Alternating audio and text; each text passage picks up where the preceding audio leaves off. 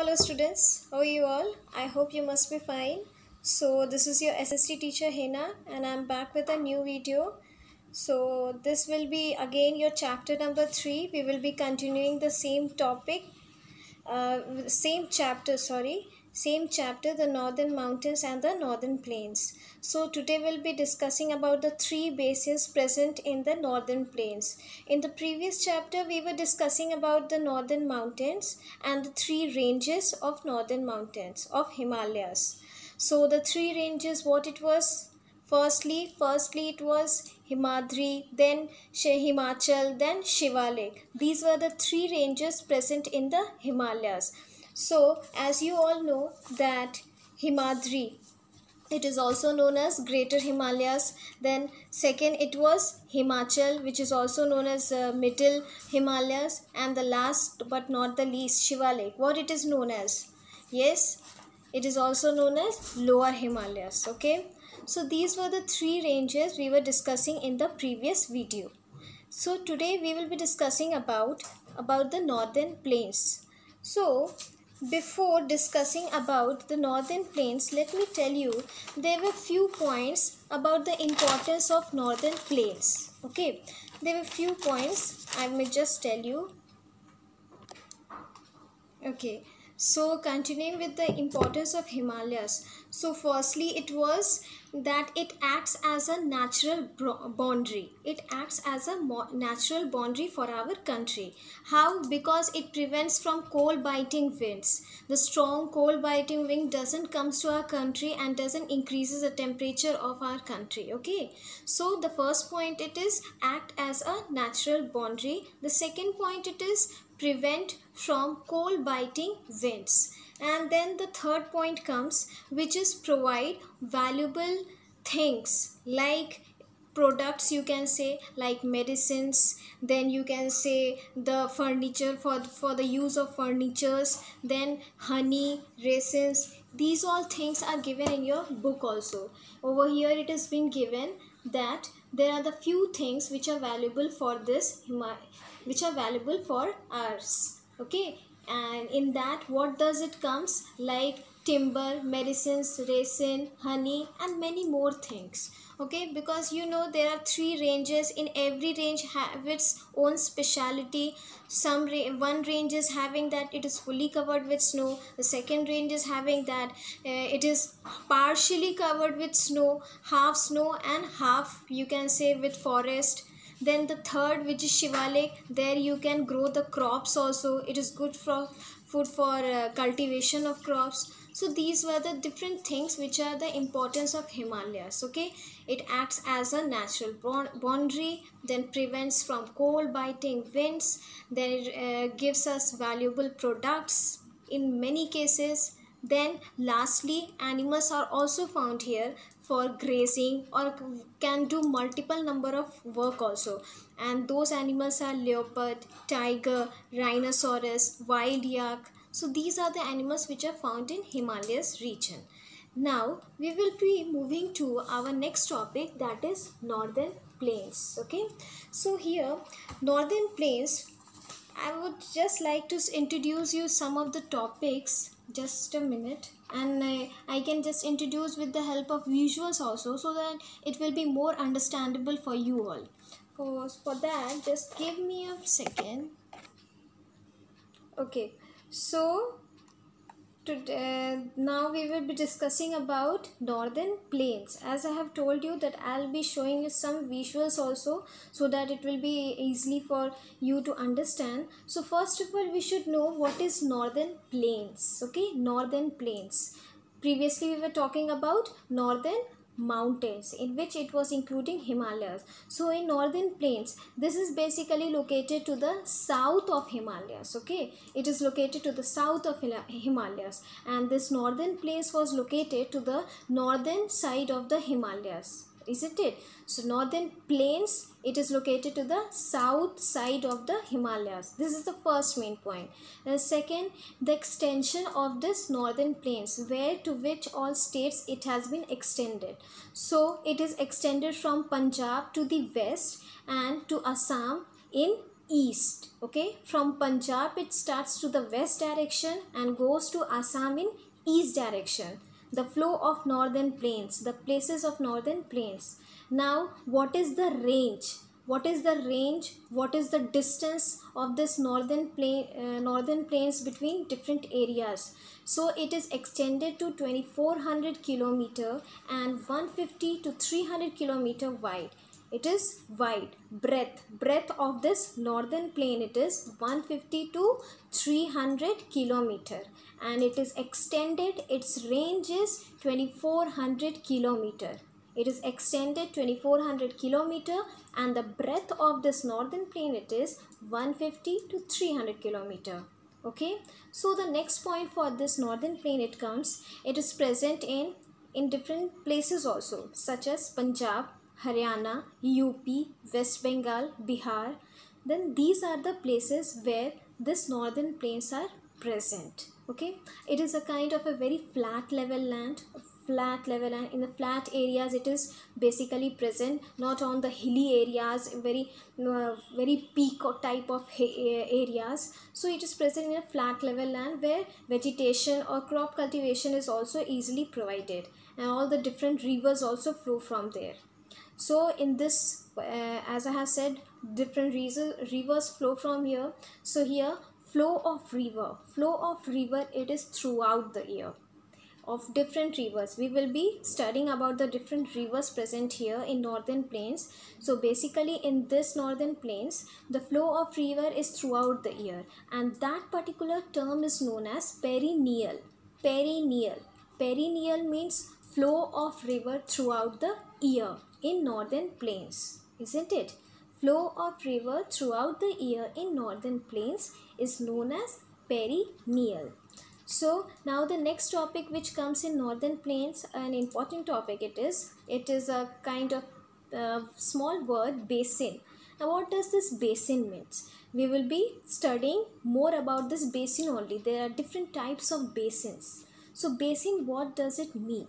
So it is an area watered by a river and its tributaries. An area watered by a river and its tributaries. Now tributaries means from where the river flows to a larger area and goes to a particular small lake. It is given in your new words also. In your new words it is written a river or stream. As I have said, a particular river or stream that flows into a larger river or lake. Rivers flow, the river comes, the river flows, and then it goes to a larger river or it falls down in a lake. So that is what your tributaries. So basin also an area watered by a river and its tributaries is called basin. So I can show you different types of basins also. Just have been patient for that. So as I have told you about northern plains, different thing. The first, it is located to the south of the Himalayas. Second, it is extended from Punjab to Assam, extended to 2400 kilometers in range, and the breadth and the width of that northern plain is 150 to 300 kilometers. Okay, it is a flat level land. It is present in Punjab, Haryana, UP, West Bengal, Bihar. These are the places. Okay, now in northern plains it is divided into three basins, three important basins. So first basin is your Ganga basin. Okay, second basin is your Brahmaputra basin. Third basin is your Satluj basin. Yes, these are the three basins present in your northern plains. So I can just show you the first basin. In your book also, here you can see the first basin. Yes, the first basin is your Ganga basin. So for that,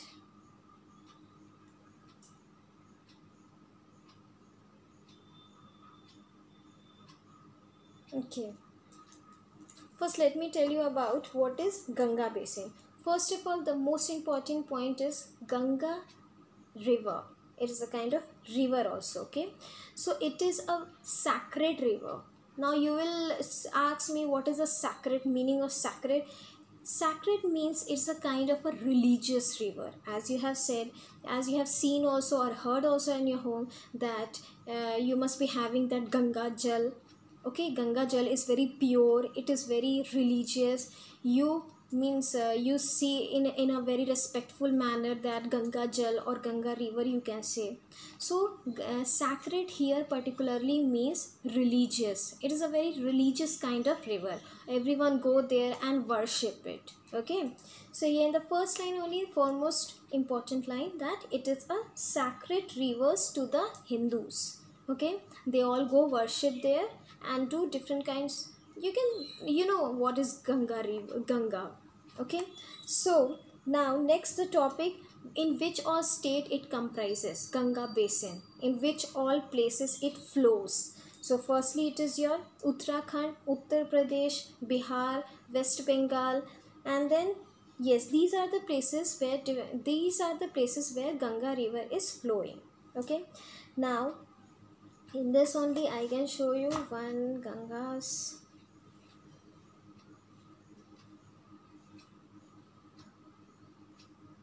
Yes, one of the places where Ganga river is present here, it is in Rishikesh. You can see here. Okay, it's not visible to you all.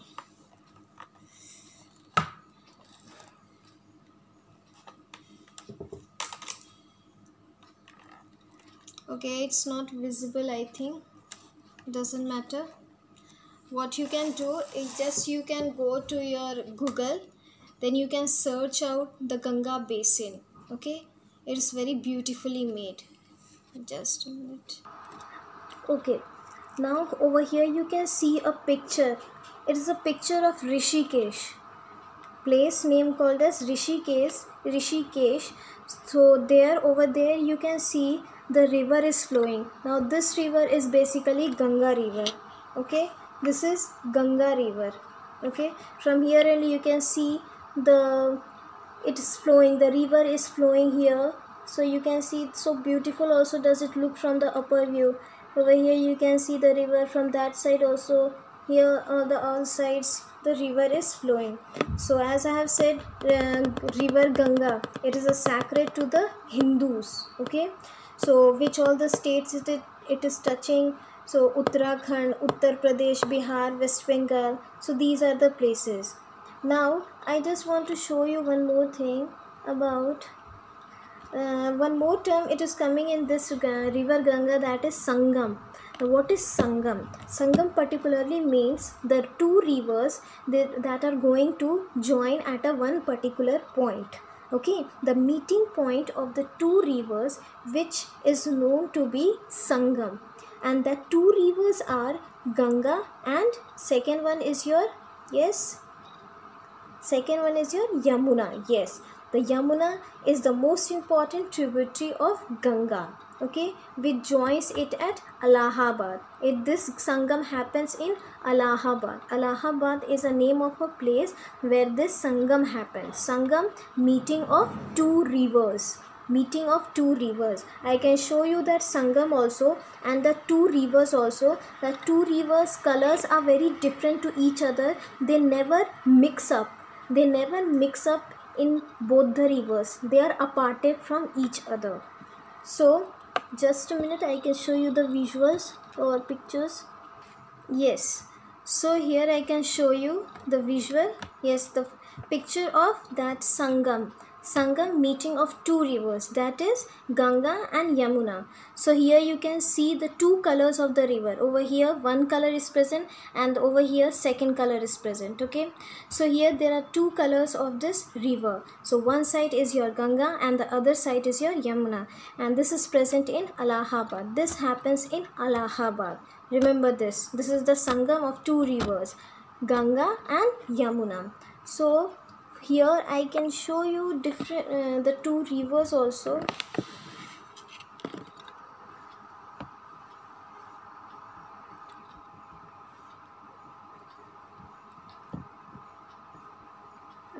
Just a minute.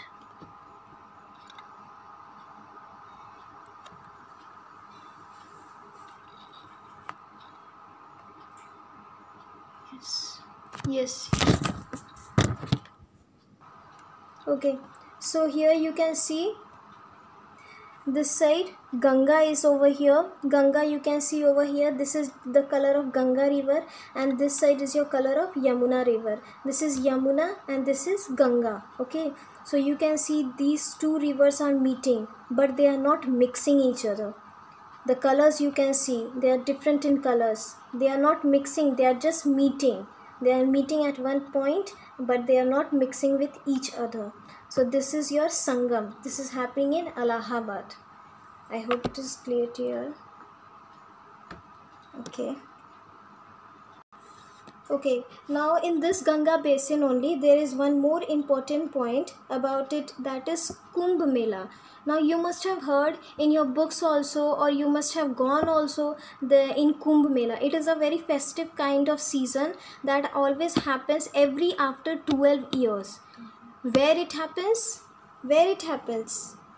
Okay, so first of all let me tell you, after every 12 years this happens. This is called Kumbh Mela. Here many pilgrims go there and just go and worship in the river. Here you can see many peoples are there. Many number of peoples are present in this Kumbh Mela. Many different kinds of fairs are also presented in Kumbh Mela. Okay.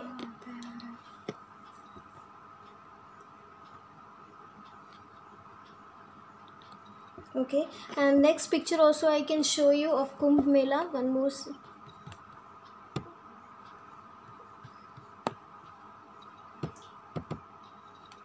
Yes, this is also, you can see the crowd over here. Such a huge crowd in this Kumbh Mela.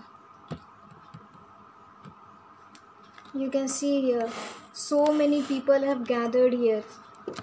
They come from different places and come here and worship here, and then they have lots of things also to play, have fun. Then lot of festive kind of seasons are there. Okay, so this is your Kumbh Mela. Okay, now this Kumbh Mela basically happened in Allahabad. Now the name has been changed of Allahabad, that is said to be Prayagraj. Okay, this is what Allahabad. तो मेरा मुंह देख. So as you have seen that this is the Kumbh Mela and it happens in Allahabad. So moving on. So now we will move on about this Ganga basin, that what kind of monsoon, what kind of rainfall it receives, in which month it receives, and what kind of you can say crops are grown here.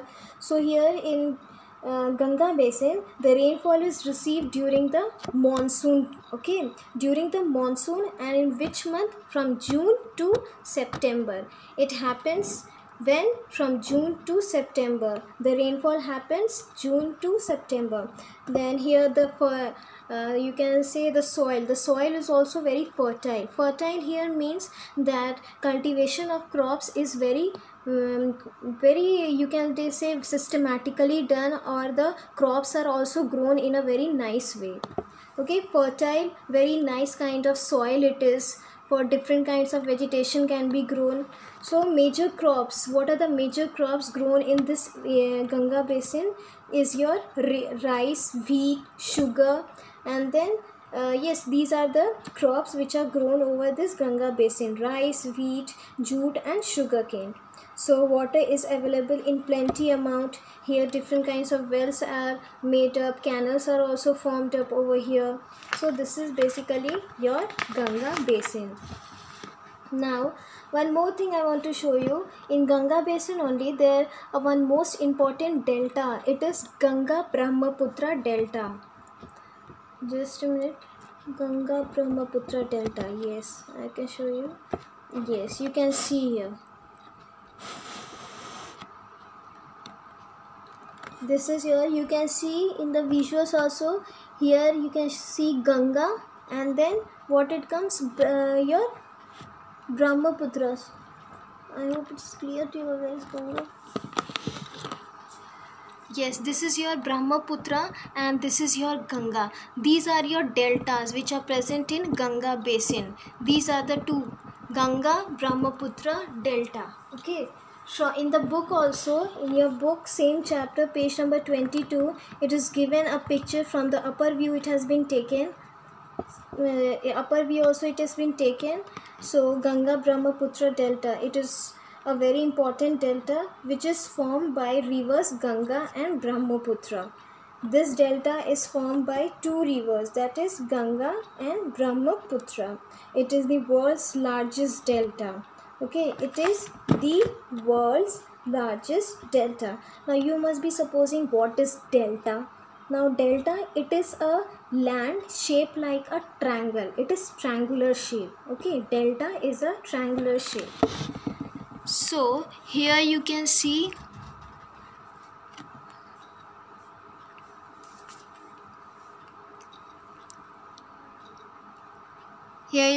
Brahmaputra and then Ganga.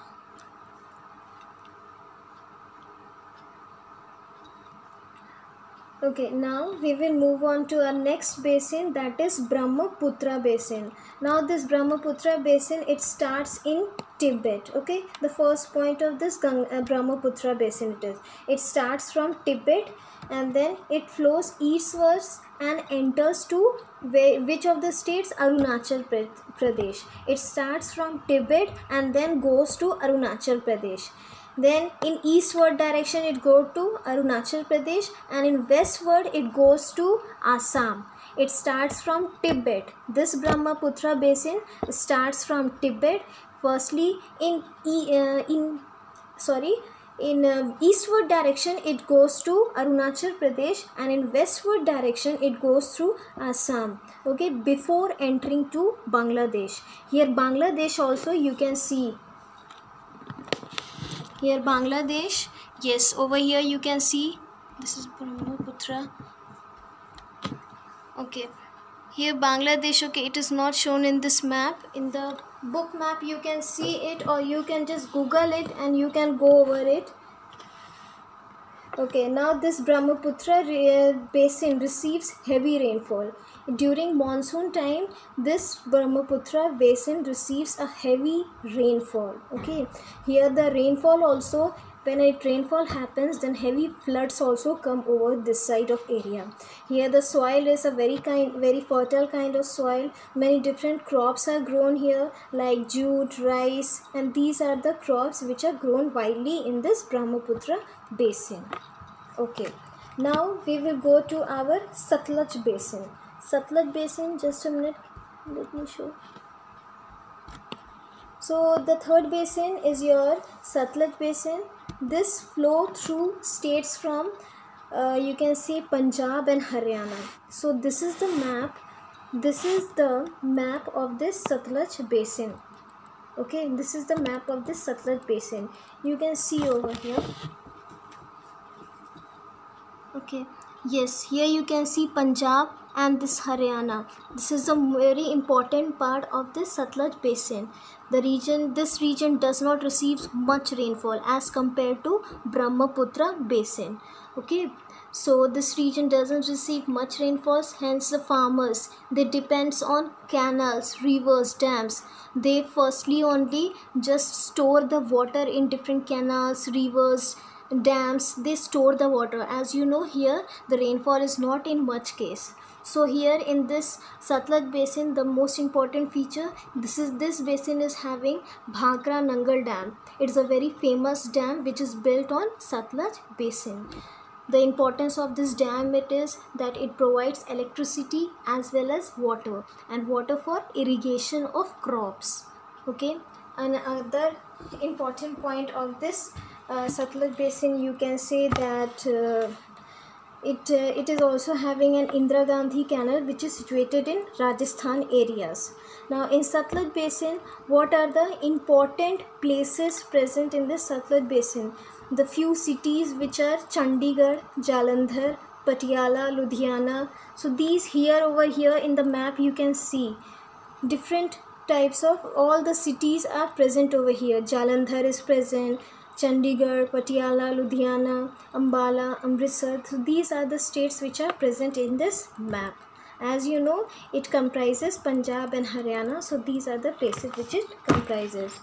So I hope you must have understand all the 3 basins that today we all have been studied. So okay, so I hope you must have understand the 3 kinds of basins present in our northern plains. So if any queries will be there, then you may ask in your online classes also. There you can ask whatever queries you are having.